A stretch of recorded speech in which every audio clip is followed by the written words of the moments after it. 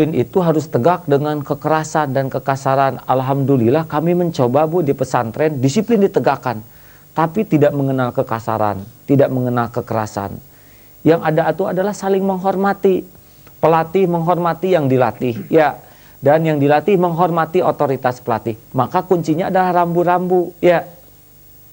Gak perlu tuh dengan angkuh. Rasulullah juga tidak teriwayatkan memimpin pasukan dengan bengis kasar, tidak. Dek, kita sudah memasuki pelatihan, ya. Biasanya kan memperbaiki kaki, tendang, ya. Sudah, maaf dek, kakinya harus kuat. Itu lebih menyentuh. Pernah dulu latihan menwa, ini kita-kita aja ya.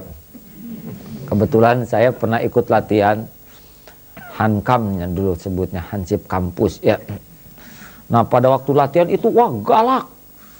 Dulu ya tahun 80-an, wah tempeleng, tendang. Tapi aneh, di antara semua pelatih ada satu pelatih yang Masya Allah, itu diturut walaupun gak pernah marah.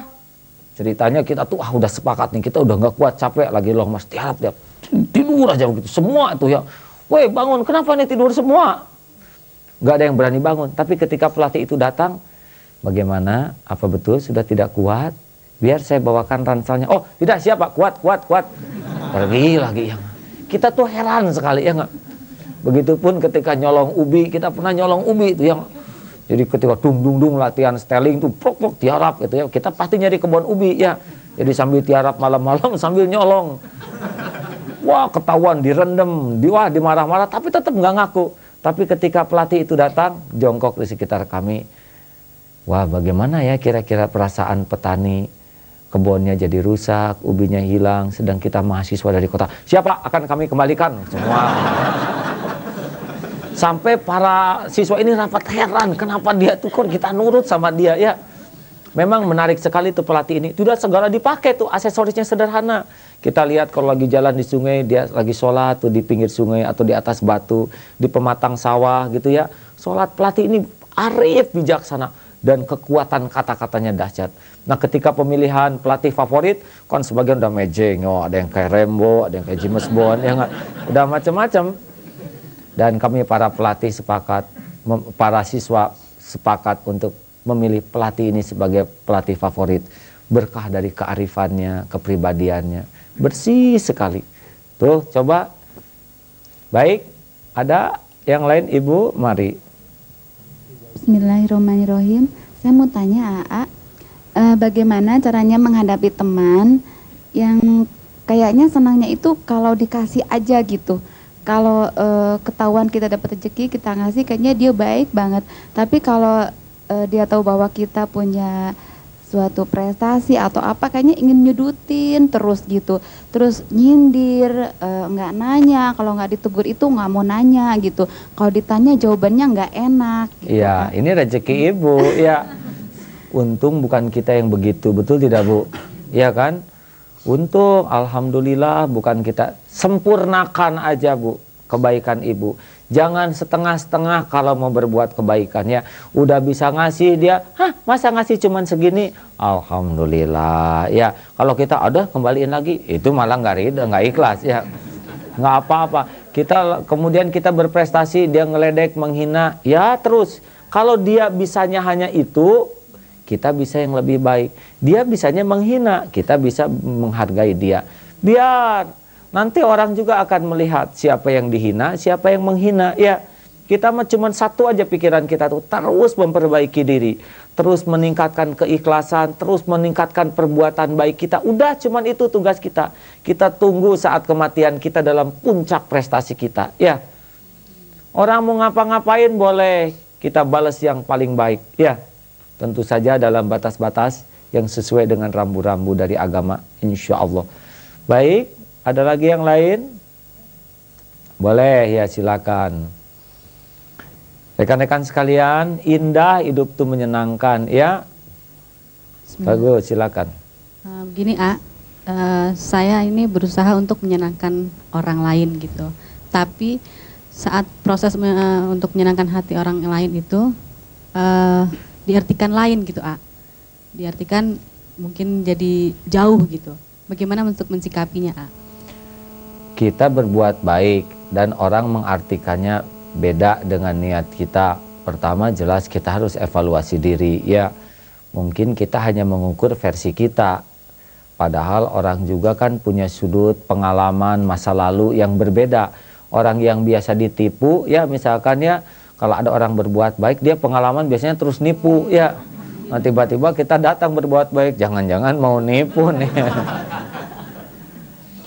Maka tentu saja ini bahan evaluasi, dan selalu dengan komunikasi yang baik, bicara baik-baik ya.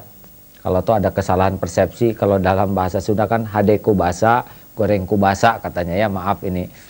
Jadi baik buruknya tergantung dari bagaimana kita mengkomunikasikannya dengan baik.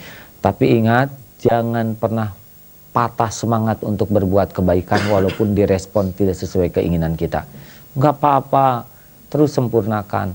Tugas kita menyempurnakan ikhtiar kita ya. Baik, ada lagi yang lain? Nah, oh ya, para pemirsa mungkin ada yang akan bertanya. Ya, silakan bertanya kepada kiri kanannya ya. Mudah-mudahan sudah meningkat kearifan saudara kita ya. Baiklah para pemirsa yang budiman, kita pun harus mulai menikmati untuk memaafkan kesalahan orang lain ya. Kita juga kalau salah suka ingin dimaafkan. Kenapa kita tidak memaafkan orang lain? Habis dia nyebelin, sudah dia nyebelin kita juga nggak beda ya. Bedanya kita belum berani ngaku kekurangan kita. Sudahlah, mending maaf-maafkan aja, capek dongkol tuh ya. Habis dia selalu menyakiti hati saya, siapa tahu bukan dia yang menyakiti, kitanya berpenyakit. Seperti bisul di sini dibelai mesra ya nggak? Karena nggak tahu dia mesra membelainya, tapi kita marah-marah sebab bisulan ya. Siapa tahu orang sudah berbuat baik tapi kitanya kotor hatinya. Belajar memaafkan, dan jangan lupa seperti yang diungkapkan para pemirsa, PR-nya adalah marilah kita upayakan sekuat-kuatnya sekarang, selain tidak merugikan orang lain, pilih sesuatu yang paling menyenangkan.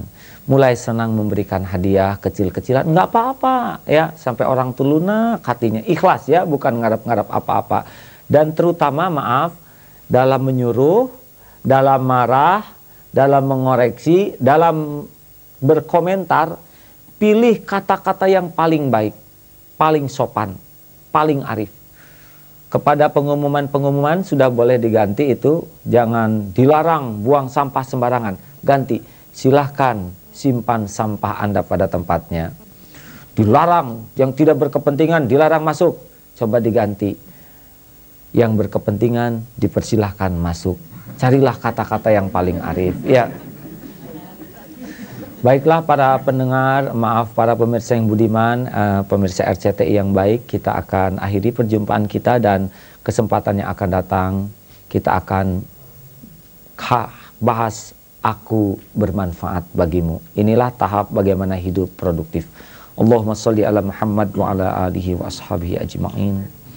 Alhamdulillah ya Allah, wahai yang maha agung, wahai yang maha menatap, karuniakan kepada kami menjaga pandangan ini ya Allah. Berikan kepada kami kenikmatan memandang keagungan-Mu. Jadikan mata ini selalu akrab dengan ayat-ayat-Mu. Ya Allah, jadikan kami, Engkau karuniai menahan lisan ini.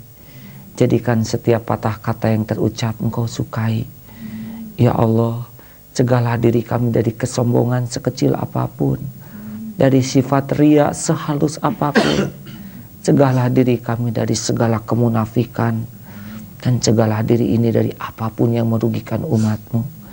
Ya Allah, hadirkan diri kami bagai cahaya bagi hamba-hamba-Mu. Allahumma inna nas'aluka ridhaka wal jannah wa na'udzubika min sakhatika wan nar. Rabbana atina fid dunya hasanah wa fil akhirati hasanah wa qina azaban nar. Walhamdulillahi rabbil alamin. Para pemirsa yang budiman, semoga Allah mengampuni andai kata ada yang salah, dan semoga kita berjumpa kembali dalam kesempatan yang akan datang. Walhamdulillah, assalamualaikum warahmatullahi wabarakatuh.